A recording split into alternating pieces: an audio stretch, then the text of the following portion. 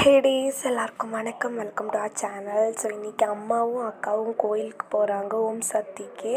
நானும் அப்பா போகல, பட் ட்ராப் பண்ண நாங்கள் 2 பேரும் போனோம். நானும் அப்பா ட்ராப் பண்ணிவிட்டு வரலாம் பஸ் ஸ்டாண்டு வரைக்கும்னு சொல்லிவிட்டு கார் எடுத்துகிட்டு போயிருந்தோம்.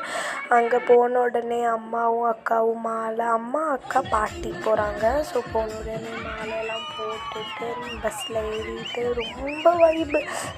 என்னால் சொல்ல முடியல. நிறைய பேருக்கு சாமி வந்துடுச்சு. லைக் நீங்களே பாருங்கள் அந்த வீடியோவில், நிறைய பேருக்கு சாமி வந்துடுச்சு. என்னென்னா அந்த பாட்டோட வைப்பும் அவர் டான்ஸ் பண்ணுறதுனால வருதா இல்லை என்னன்னே எனக்கே புரியலை. பார்த்த உடனே அக்காவும் அம்மாவும் ரொம்ப என்ஜாய்மெண்ட் பண்ணிட்டு வந்திருந்தாங்க. அம்மானால் டான்ஸ் பண்ண முடியாது, அம்மாவுக்கு ஆப்ரேஷன் பண்ணியிருக்காங்க. ஸோ அதனால் டான்ஸ் பண்ண முடியாது. என்னால் என்ன சொல்கிறது, என்ன சொல்கிறதுன்னே எனக்கு புரியல. அந்த சாமியெல்லாம் வரும்போது ஜஸ்ட் மை காட் அப்படி தான் இருந்துச்சு எனக்கே. ரொம்ப என்ஜாய்மெண்ட்டாக போனாங்க அவங்களும். அக்காவும் பாட்டியெல்லாம் டான்ஸ் ஆடினாங்க. பாட்டிக்கு என்னமோ கோயிலில் வேண்டியிருந்தாங்க. ஸோ பாட்டி மொட்டை போட்டிருந்தாங்க. எங்கேயோ தெரியும், நான் காமிக்கிறேன். இங்கே வீடியோவில் வருவாங்க. பாட்டி மொட்டை போட்டிருந்தாங்க.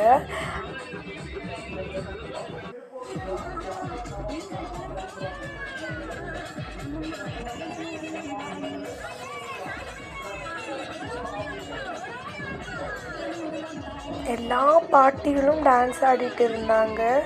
லைக் ரொம்ப வைப் பண்ணிட்டு இருந்தாங்க. அவங்களும் கூலிங் கிளாஸ் எல்லாம் போட்டுட்டு வேப்ப இலையெல்லாம் கையில் பிடிச்சிட்டு ரொம்ப வைப் பண்ணிட்டு இருந்தாங்க.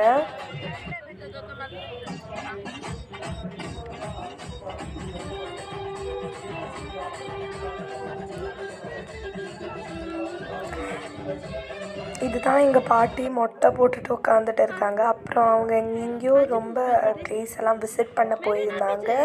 ஒரு கல் மாதிரி என்னமோ இருந்துச்சு, அங்கெல்லாம் போயிருந்தாங்க. நான் எங்கள் அம்மாக்கிட்ட இங்கேருந்து போகும்போதே சொன்னேன், எனக்கு நிறையா வாங்கிட்டு வரணுன்னெல்லாம். சொன்னபடியே அம்மா எல்லாம் வாங்கிட்டு வந்திருந்தாங்க. நான் லாஸ்ட்டில் காமிக்கிறேங்க அம்மா என்னென்ன வாங்கிட்டு வந்திருந்தாங்கன்னு.